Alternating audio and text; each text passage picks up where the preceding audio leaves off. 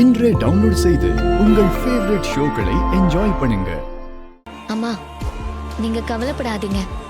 ராஜா எப்படியும் சிலையை கண்டுபிடிச்சு கொண்டு வந்துருவாரு. சித்தி பேசினதெல்லாம் மனசுல வச்சுக்காதீங்க.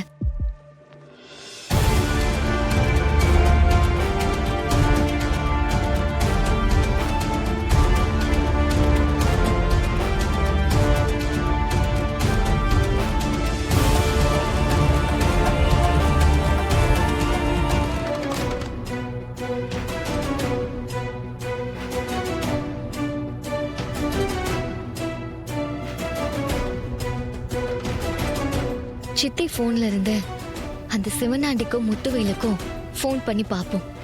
சிலைய பத்தி ஏதாவது தகவல் கிடைக்கலான்னு.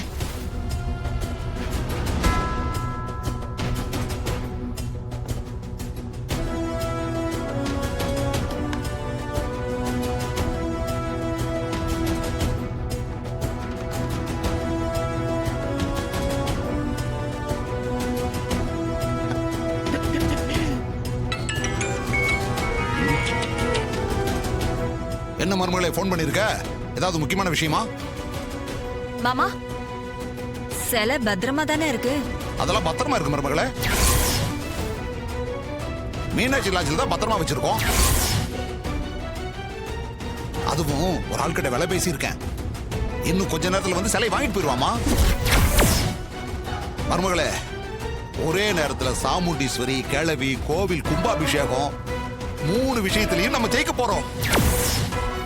சரி மருமகளே, நான் அப்புறமா பேசுறேன். சரி.